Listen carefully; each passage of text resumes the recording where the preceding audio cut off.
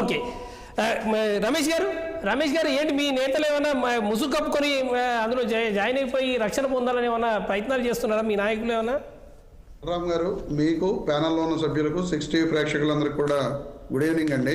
Sir, మా నేతలు ఎవరికి కూడా అలా ముసుగు కప్పుకొని జాయిన్ అవ్వాల్సినంత కర్మ ఎవరికీ పట్టలేదు. ఎవరికైనా వెళ్ళిపోవాలనుకున్న వాళ్ళు డైరెక్ట్గానే వెళ్ళిపోతున్నారు. వాళ్ళకున్న ఇబ్బందులను బట్టి, ఎందుకంటే వాళ్ళు అక్కడ ఉన్న పరిస్థితులను బట్టి రాష్ట్ర ప్రభుత్వం చేస్తున్న వాళ్ళ మీద చేస్తున్న కక్ష సాధింపు చర్యలను బట్టి ఎవరైతే ఇంకా మేము పోరాటం చేయలేమని అనుకుంటున్నారో వాళ్ళు ఆటోమేటిక్గా వెళ్ళి జాయిన్ అయిపోతున్నారు. మనందరం చూస్తున్నాం కదా. ముందేం చెప్తున్నారు, రాజకీయాల నుంచి మేము విరమించుకుంటున్నాం అంటున్నారు. ఆ తర్వాత వెళ్ళి ఈ ప్రభుత్వం చేస్తున్న కక్ష సాధింపు చర్యలకు వెళ్ళి జాయిన్ అయిపోతున్నారు. ఇక్కడ ధైర్యంగా నిలబడి పోరాటం చేసేవాళ్ళు ఎవరో కూడా తెలుగుదేశం పార్టీలోకి వెళ్ళవలసిన అవసరం లేదు.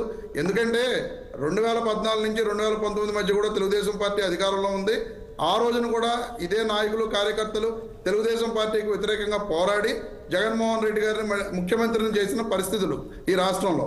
ఈ రోజున భయపడవలసిన పరిస్థితి, ఎవరికైతే వ్యక్తిగత ఎజెండాలు ఉన్నాయో, సొంత ఇబ్బందులు ఉన్నాయో వాళ్ళని ప్రభుత్వం క్యాచ్ చేస్తుంది. వాళ్ళని రకరకాల ఇబ్బందులు పెడుతూ మీరు వచ్చి పార్టీలో జాయిన్ అవ్వండి అంటుంది. వాళ్ళు వెళ్ళిపోతున్నారు. ఇప్పుడు వెళ్ళిన నాయకులందరినీ కూడా ఆ కోవలోకి చెందిన వాళ్ళే తప్ప జగన్మోహన్ రెడ్డి ఆయన వెనకాల పరంగా నిలబడే వాళ్ళు ఎవరో కూడా పార్టీ మారిన సందర్భం అయితే ఎక్కడా లేదు. ముసుగు కప్పుకోవాల్సిన అవసరం అంతకంటే లేదండి. ఇందా నుంచి కూడా మనం ఈ చర్చ మీద మనం అందరం కూడా చూస్తున్నాం. బ్రహ్మం చౌదరి గారు మాట్లాడుతూ కూడా ఆయన చెప్పడం జరిగింది, ప్రసాద్ గారు కానీ మన హేమకుమార్ గారు కానీ, అసలు సర్దార్ గౌతులచ్చన్న గారిని ఒక పార్టీకి చెందిన వ్యక్తిగా ట్రీట్ చేసేస్తున్నారా? ఎందుకని అసలు ఈ చర్చ ఈ కోవలోకి వెళ్ళిపోతుందో నాకు అర్థం కావట్లేదు. ఎందుకంటే సర్దార్ గౌతులచ్చన్న అనే ఆయన స్వతంత్ర సమరయోధుడు, ఎంతో పేరున్న వ్యక్తి. ఆ పేరున్న వ్యక్తిని ఆయన విగ్రహావిష్కరణకి ఆయన జయంతి వేడుకలకు వెళితే అక్కడికి వెళ్ళిన వైసీపీ నాయకుడి కారణంగా ఇంత చర్చ పెట్టడం అనేది నిజంగా చాలా సిగ్గుచేటు. ఎందుకంటే ఈ రోజున ఈ మన డిబేట్ ఎందుకు పెట్టుకోవాల్సిన పరిస్థితి వచ్చిందండి? టీడీపీ సోషల్ మీడియాలో గౌతు శిరీష గారిని లేదా టీడీపీ నాయకుల్ని ట్రోల్ చేస్తాం గురించి అక్కడ జరిగిన సందర్భం మీద మనం చర్చ పెట్టుకోవాల్సిన పరిస్థితి వచ్చింది. దాని మీద కూడా గౌతు శిరీష గారు వివరణ ఇచ్చారు. ఎంత దారుణమైన పరిస్థితి అంటే మీరు అర్థం చేసుకోండి. టీడీపీ సోషల్ మీడియా వాళ్ళు ఏదైనా విషయం జరిగితే ఎంత దారుణంగా ట్రోల్ చేస్తారో దీన్ని బట్టి మనం అర్థం చేసుకోవచ్చు. వీళ్ళు ఏదో మేము ఎవరిని ట్రోల్ చేయట్లేదు, మేము పట్టించుకోవట్లేదు, మేము అసలు మా పార్టీ చాలా గొప్పగా ఉంటుంది, మేము చాలా గొప్పగా పోస్టులు పెడతాం, ఎవరిని మేము ఇబ్బందులు పెట్టడం అనేవన్నీ కూడా దీన్ని బట్టి మనకు అర్థమవుతుంది. టీడీపీ సోషల్ మీడియా అనేది చెప్పేవన్నీ అబద్ధాలు, టీడీపీ నాయకులు చెప్పేవన్నీ అబద్ధాలు అనేది. అలాగే బ్రహ్మం చౌదరి గారు చెప్తూ 73 లక్షల సభ్యత్వాలు ఉన్నాయి మాకు ఈ రోజుగా అయినాయి అని చెప్పి, గతంలో కూడా 2014 నుంచి 2019 మధ్య కూడా ఎంతే గొప్పగా మా తెలుగుదేశం పార్టీ 70 లక్షల సభ్యత్వాలు చేసింది, మా పార్టీ అధికారంలోకి రాక ఎవరు అధికారంలోకి వస్తారని చెప్పి చంద్రబాబు నాయుడు గారు లోకేష్ గారు మాట్లాడిన మాటలు కూడా మనం చూసాం. ఈ రోజున మీ పార్టీ అధికారంలోకి వచ్చిందంటే మీరు కూటమి కట్టి ఉండకపోతే అసలు మీ పార్టీ అధికారంలోకి రావడం అనేది కళ, అసలు జరగని పరిస్థితి. అది మీరెవరు మాట్లాడరు, మీరెవరో చెప్పరు. ఎంతసేపు మీరు ఏం చెప్తారు? మీరేదో మీ సొంత బలంతో అధికారంలోకి వచ్చేసినట్టుగా మీరు మాట్లాడతారు. పవన్ కళ్యాణ్ గారు, చంద్రబాబు నాయుడు గారు, బీజేపీ 3 పార్టీలు టీడీపీ, జనసేన, బీజేపీ కలవకపోతే మీ పరిస్థితి ఏంటనేది ఒకసారి ఆలోచన చేయండి. మీకున్న ఓటింగ్ ఎంత, మీరున్న జనసేనకు ఉన్న ఓటింగ్ ఎంత, బీజేపీకి ఉన్న ఓటింగ్ ఎంత, టీడీపీకి ఉన్న ఓటింగ్ ఎంత అనేది కూడా ఆలోచన చేసి అప్పుడు మాట్లాడండి. అలాగే ఇందాక మళ్ళీ బ్రహ్మం చౌదరి గారు మాట్లాడుతూ జోగి రమేష్ గారి మీద ఆయన అసలు వెళ్ళకూడదు, ఆయన గతంలో మాట్లాడటం జరిగింది అని చెప్పి ఆయన మాట్లాడటం జరిగింది.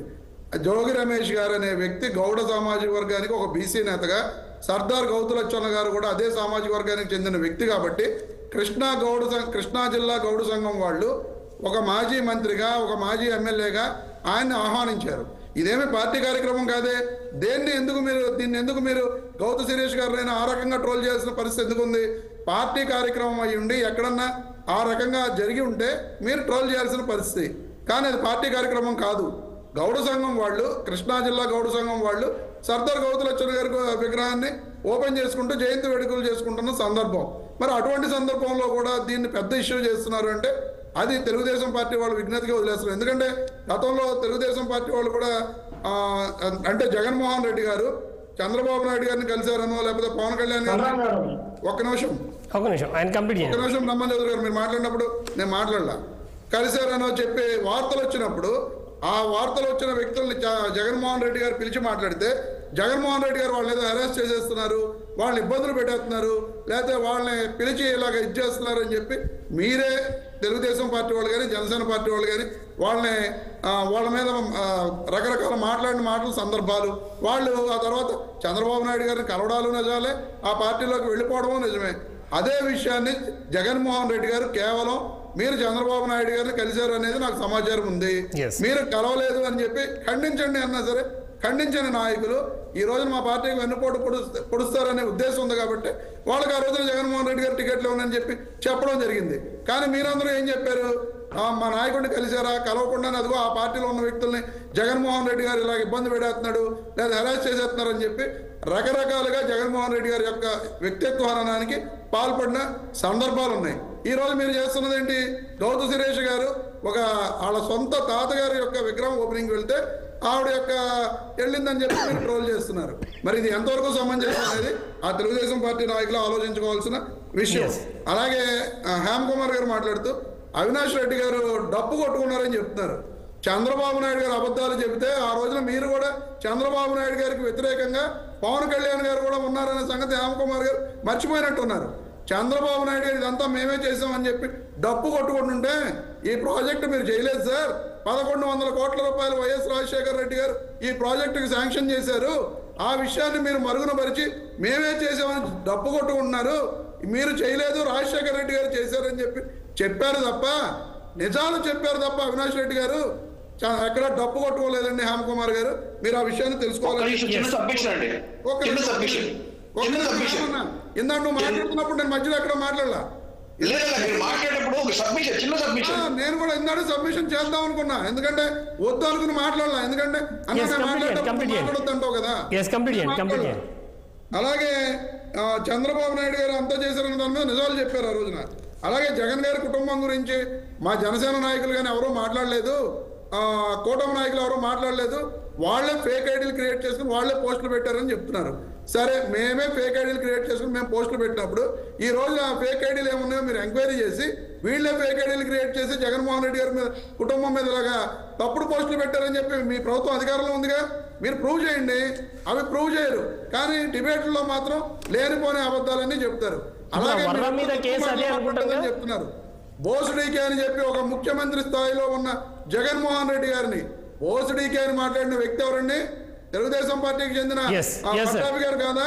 ఈ రోజు ఆ వ్యక్తి కార్పొరేషన్ చైర్మన్ పదవిలో, స్వచ్ఛాంధ్ర కార్పొరేషన్ చైర్మన్ పదవిలో కూర్చుని లేదా? ఆయన మాట్లాడిన మాటలు తప్పు కదా? వెంకయ్య గారు ఏం మాట్లాడారు, కొండా ఉమా గారు ఏం మాట్లాడారు, ఈ రకరకాలుగా మీ నాయకులందరూ చింతకాయలు అయ్యన్న పాత్ర గారు ఎక్కడ దాకా ఎందుకు చింతకాయలు అయ్యన్న పాత్ర గారు ముఖ్యమంత్రి జగన్మోహన్ రెడ్డి గారి గురించి ఏం మాట్లాడారండి? బూతులు మాట్లాడారా? అవన్నీ గుర్తు చేయకండి, అవి ఆయన స్పీకర్ హోదాలో ఉన్నారు. ఇప్పుడు ఆ పర్సన్ కాకుండా వేరే గురించి మా నాయకులు మాట్లాడితే తప్పు, మీ నాయకులు మాట్లాడితే కరెక్టా? ఎంతవరకు సమంజసం ఇది? ఇప్పుడు ఎక్కడ తప్పు జరిగితే తప్పు జరిగిందని చెప్పి మాట్లాడారు. జోగి రమేష్ గారికి సిగ్గుండాలి ఆ కార్యక్రమానికి వెళ్తా అన్నారు. జోగి రమేష్ గారు ఏం పార్టీ కార్యక్రమానికి వెళ్ళలేదు. హేమ్ కుమార్ గారు తన సామాజిక వర్గానికి చెందిన కార్యక్రమానికి ఆహ్వానిస్తే వెళ్ళారు, సొంతంగా ఏదో కలిసిపోయి వెళ్ళలేదు, వెళ్ళారు. జోగి సిగ్గుండాలనేది ప్రజలు నిర్ణయిస్తారు. రేపు పొద్దున ఎలక్షన్లు వచ్చినప్పుడు ప్రజలు నిర్ణయిస్తారు. మీరు అలా మాట్లాడటం అనేది కరెక్ట్ కాదు. 2014 నుంచి 2019 మధ్య 24 మధ్య ఒంటరిగా పోటీ చేస్తే మీ పరిస్థితి ఏంటనేది కూడా చెప్పనా? హేమకుమార్ గారు, ఈ రోజు మీరు మాట్లాడుతున్న కూటమి ప్రభుత్వం నుంచి ఇంతమందికి మీ వాయిస్ కట్ అయింది, సిగ్నల్ సరిగ్గా లేనట్టుంది. ఒకసారి మళ్ళీ రిపీట్ చేయండి. అలా కాదు, ఇప్పుడు హేమ్ కుమార్ గారు ఒక నిమిషం. హేమ్ కుమార్ గారు మీరు ఏం చెప్పాలి?